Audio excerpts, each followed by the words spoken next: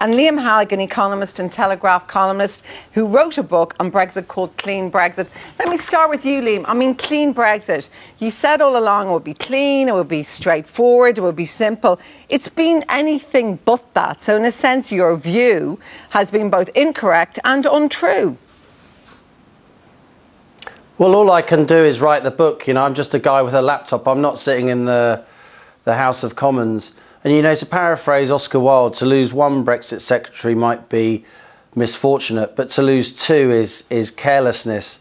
I agree with the comments I previously heard. I do think the Prime Minister has battled and she put up a good show in the House of Commons, 2.5 hours of pretty punishing questioning, and she's shown a lot of resilience. But in the end, the way she's been negotiating this Brexit, I think, has been completely irrational. She's given many, many speeches to the world, to people here in the UK hearing them, the diplomats all over the place, and yet she's been doing a completely different negotiation in secret, which has resulted in the Chequers deal, which was disastrous, and this deal with the European Union, which is even more disastrous in the sense that it is only a sort of exercise in fiction. It's never going to get through the House of Commons. And I say that with a huge amount of regret.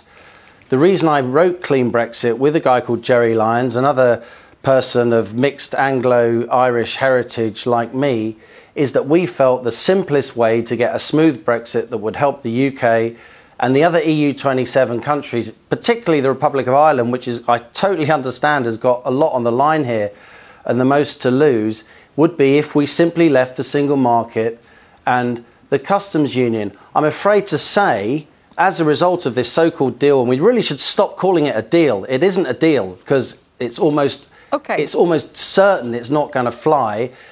As a result of this document that's been published, and you've seen the reaction in the House of Commons, and the questioning in the previous part of the show really pointed towards what I'm about to say, the likelihood of no deal is now the most likely outcome, I'm afraid. And I say with regret, the country that will suffer most under no deal, and I don't want this to happen, is, apart from the UK, the Republic of Ireland. 4/5 of the Republic's exports use Britain as a land bridge. That's the truth. And I'm afraid that I do think this is entirely the fault of British politicians that we're in such a mess. But I do think, with all respect, that the Taoiseach has overplayed his hand now, and his ultra-maximalist, legalistic approach to the Irish border, which can be solved with existing technology, has now meant that the most likely outcome, unfortunately, is no deal, and that is not in the interests of the economy of the Republic of Ireland. OK, well, in April 2017, Niall Cody, and I'm sure you all know who Niall Cody is, said it was Enda Kenny was Taoiseach, I grant you that, rather than Leo Varadkar, said that there's no need for any additional infrastructure on the Irish border. And his equivalent here in the UK, John Thompson, who runs HMRC, said exactly the same thing. And I read the report that Fintan is referring to, but I was also watching the Northern Ireland Select Committee, Fintan, earlier this week, when the Northern Ireland Select Committee heard from a guy called Lars Coulson, who's probably the foremost customs expert anywhere in the world. He was the guy that was responsible for the Swedish-Norwegian border, and now he's an international consultant.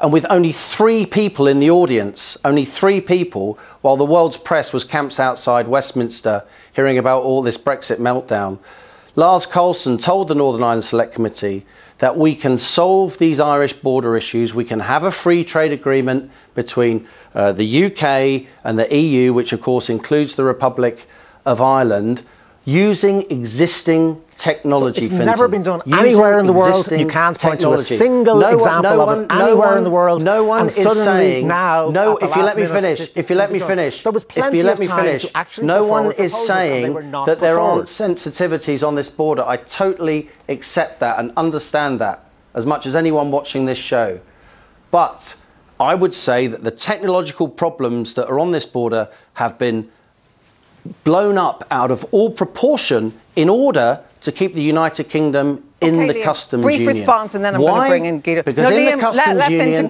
the United Kingdom pays billions of pounds a year to Brussels. Liam Halligan, you were nodding there, talking about the vote of no confidence in Theresa May. No, I agree. When I heard about the 5 o'clock press conference, after, as I said, a pretty feisty and impressive display at the dispatch box of the House of Commons earlier in the afternoon, I thought it was because the letters had got to a level where they were going to trigger a vote of no confidence, and I was surprised. I think if there is a vote of no confidence, she may actually hang on, and under the arcane rules, that means there can't be another vote of no confidence in her for a year, so it could kind of strengthen her. On the other hand, even if the Brexiteers don't get to the level that they need to remove her, a show of force, if they have 80 or 90 votes, means it's then arithmetically impossible for her to get this deal through the House of Commons.